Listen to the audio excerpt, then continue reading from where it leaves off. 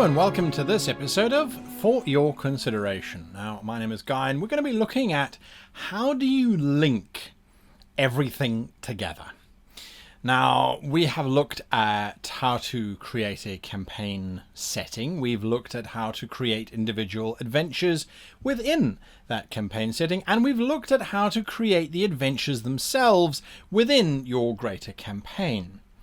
One thing that we haven't looked at really is how to link your characters, your player characters' backstories into the entire event, as well as how to link those adventures together, or possibly link elements from other adventures into the main plot. How do we do the link? How does that work? So that's what we're looking at in today's video. And it's not a very complicated process, though sometimes it can require a little bit of reflection.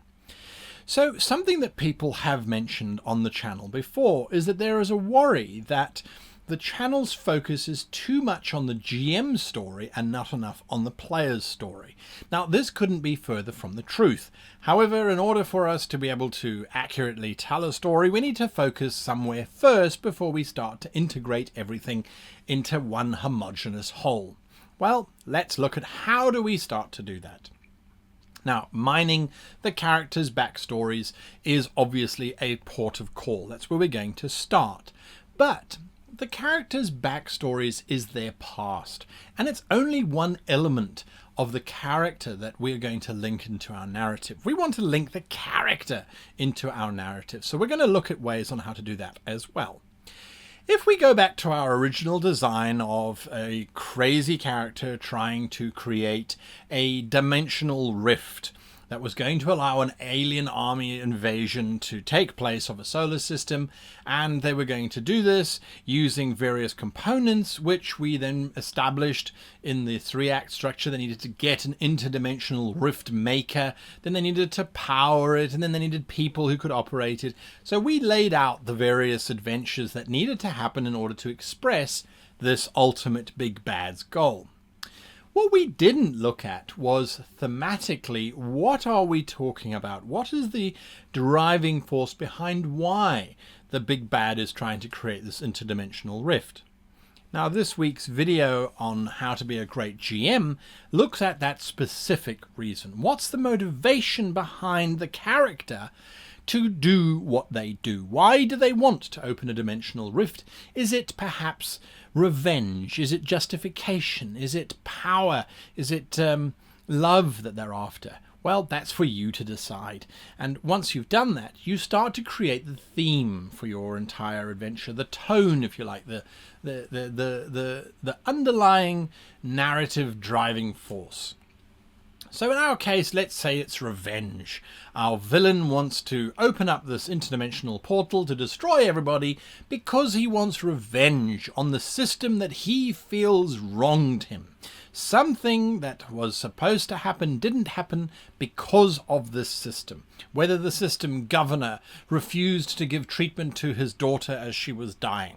Perhaps an entire planet cast him and his daughter or his wife out into space, where his wife got eaten by a giant space amoeba and left him all alone. And he has now decided that he will get revenge on this entire solar system by obliterating it using an army of aliens. Great, that's good. Nice. Okay, good. Job done. We can go home. No, we can't, because we haven't linked in two rather important factors. One, we haven't linked in the characters or the character stories whatsoever. And two, we haven't looked at how that revenge is then going to be expressed throughout. Remember, as a GM, you might have phenomenally good ideas. You might have amazing backstories and history plotted out for everything. But if your players don't get it, it's all lost. So how do they get it? Right, well, if revenge is our underlying theme, we've got our master plot, we've got each individual adventure. How do we get our players' characters onto the revenge theme? Well, let's say that our crew of a starship, arguably if it's a science fiction campaign, one expects them to have a starship. The crew of the starship, there is a reptilian character who was abandoned as a child and grew up in an orphanage. there is a beautiful female captain who's got loving parents, but who feels that she has no value or worth, and then there's an android who blames his creator for creating him too perfectly, and that he has felt that this is a burden and a curse rather than an ability to be cherished and enjoyed. None of them particularly have a revenge story as their background or as their motivation. The reptilian creature doesn't necessarily want to get revenge on those that caused his parents to leave him at an orphanage. Maybe his parents were killed, maybe they died. Maybe there's a bit of a revenge element in there, but it's not necessarily huge. The cold, emotionless captain who believes she has no worth, she's not likely to want to get revenge against anybody else because that would put herself above them, feeling that their worth is less than hers. So there's not much of a revenge story there. And the android, well, he's logical and cold, and revenge would serve no purpose. Destroying his creator simply because his creator made him perfect, it's not a very strong story of revenge, is it? So that doesn't mean that we are stopped, stymied, or basically blocked into a corner. What it means is that we need to introduce a revenge theme into the character's story, using their backstory. So let's take the android, for example. If he was created perfectly, how many others were created like him? If his designation is, say, OL43, there must be a 44 and a 42 and a 41 and a 40. Our first adventure is not necessarily the adventure that will set in motion the entire campaign from a plot perspective, but it could be, and should be, our first adventure should set in motion the tone, the theme of our role-playing campaign, of our adventure. And so let us say then that we have these other models, these other androids, who have decided, because of a malfunctioning chip, that they want to obliterate the creator. They want to destroy the creator's lab to ensure that he can't make any more perfect copies, perfect beings. And even if it isn't the android's other duplicates, because the android is unique, perhaps it is someone who has been affected by these perfect androids and their family was wiped out because they starved to death because a perfect android took away the only breadwinner's income from that particular family. It doesn't matter. That's entirely up to you. This individual contracts the crew to help them destroy the lab of this crazy creator. When we arrive, OL43, or whatever his designation was, realizes that this is where he was created. Our impassioned NPC impresses upon the characters that they must destroy the lab because the lab is evil. All that you need to do now is insert some evil documentation, whether it's a hologram or diagrams or data, that will confirm that the creator has in actual fact gone to the dark side and is supplying ammunition to terrorists or is plotting to take over the universe or whatever. They're not our big bad, they are our link from our character backstory into our theme. So the characters now go around, they destroy the lab. Do they encounter the creator? No, they don't, and there's a very strong reason for it. We want to build the theme of revenge into each of the characters' story, because that will help get the characters invested into our bigger story.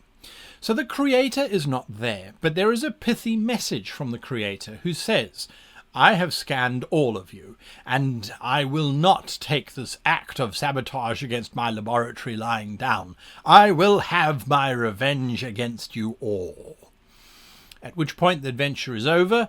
The party who want to destroy the lab is happy. They pay off the players' characters, and the players' characters go about their business on to another adventure. What you have done, though, is you have established two things. One, you have established that there is this minor villain who is on the theme of revenge, as is the main story a theme of revenge. But you have also established an NPC in the form of the person who hired the characters to destroy the lab in the first place.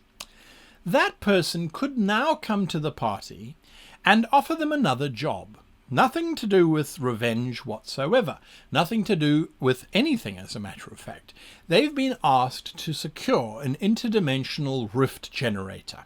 And they know of one that can be obtained. It's in the clutches of some carnivorous cannibal people who attacked a ship that happened to have one on board, and all they need to do is infiltrate, get the device and leave, and they'll be paid a vast sum of money.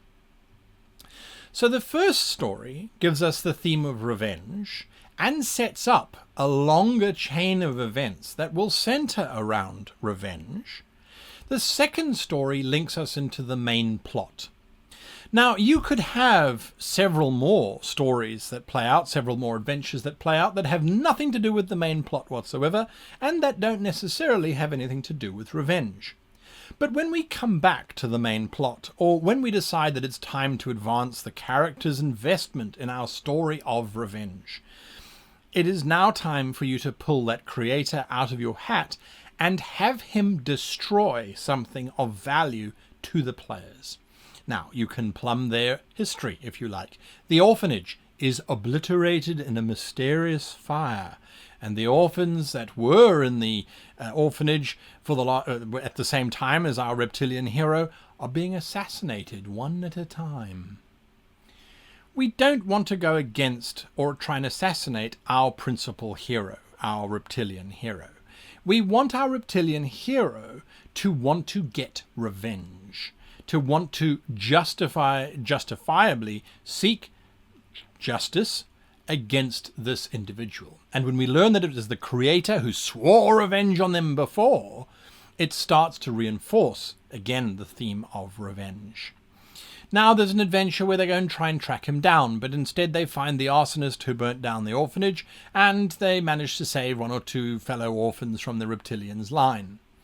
Again, all you're doing now is adding to your stable of NPCs that you can use later on to introduce your main plot hooks, or to further this idea of revenge. If the reptilian character's player doesn't want to get into the revenge story, well, those surviving orphans might very well want to do that. And later on you can bring them back. You now need to build revenge into the character who is this self-deprecating individual who feels she has no value. Well, the easiest thing to do there is to give her value and then to have the creator destroy it so that she needs to get revenge upon him. Players might resist against this, and that's fine.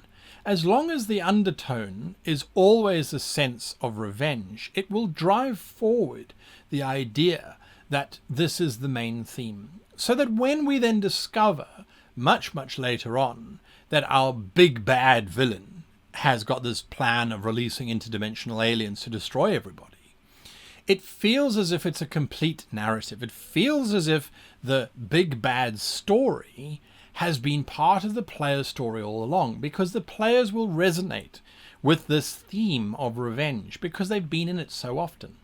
Now, if the players figure out early on that, oh, the theme is revenge, oh, I like it, I understand now, that's fine. You can carry on driving that theme of revenge, because they're never going to work out, or at least hopefully not in the first early stages, what the plan is. And even if they do, once they have the idea that revenge is the main theme, they'll then start to look for it in your main plot adventures, which means that you can throw them off of the scent.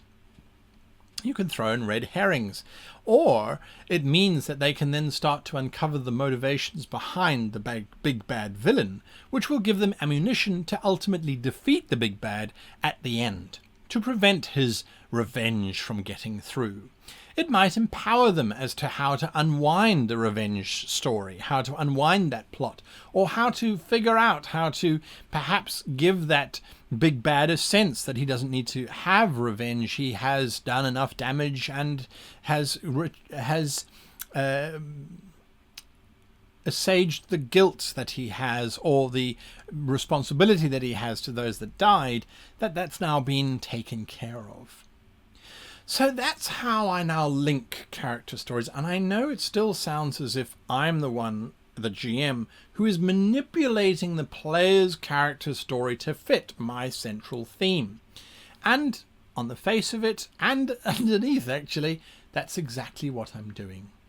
The players have created their characters individually. They've created their characters with a narrative in mind as to where the character comes from. They may even have a plan as to where the character is going. But how that character influences the universe, how that character influences the stories, is entirely up to you. And there are very different schools of thought. The character should drive the narrative. The character should see the story evolve in front of them because they are the ones creating the story. And you as the GM are simply there to give repercussions, to adjudicate on their actions, and to let the story unfold as the players describe it and go through it.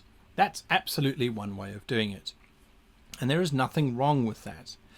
The challenge I have with that thinking, however, is that the players are not acting as a single collective. They're acting as individuals, and rightly so. They are individuals, and their characters are all tugging and pushing and pulling in different directions.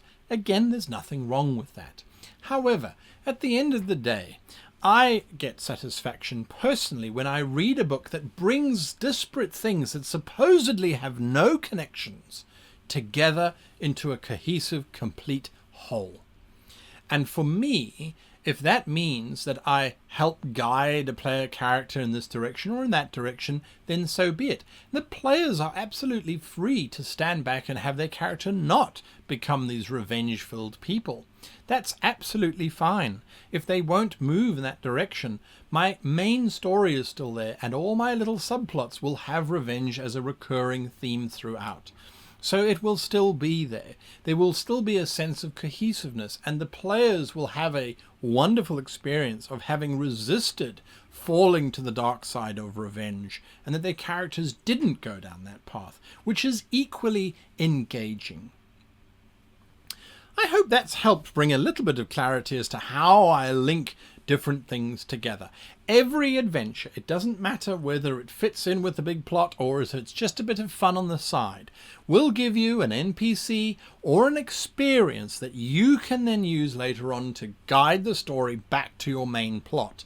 You can always do that, whether it's a unicorn that was prancing in the fields that the characters just happened to see whilst you were coming up with the next encounter. You mention, oh, you see a unicorn disappearing into the forest. They never followed up on that because, well, it wasn't part of the adventure, it wasn't part of the mission, or they just weren't interested. Months later, you can bring back a unicorn character that says, I saw you on the planet and I know what you did and I want to work with you. That's a wonderful link because your players will sit back and go, wow, yes, I remember seeing that unicorn. We never followed it. I don't know why. Oh, yeah, because we're busy doing this, we're busy doing that. But the unicorn has been established as something that is there and something that they can engage with and something that can help drive the story forward. It's a link, it's a tenuous link, but you can build into it, you can use it to establish it to become a solid story that drives the theme of your main plot. Anyway, I hope this has been helpful. I wish you an absolutely wonderful weekend of plotting and conniving and seeing how you can link everything together to tell a wonderful story and to have a lot of fun with your players as you guys collectively work out how to tell that tale. Anyway, until next time, I wish you and yours the very happiest of gaming.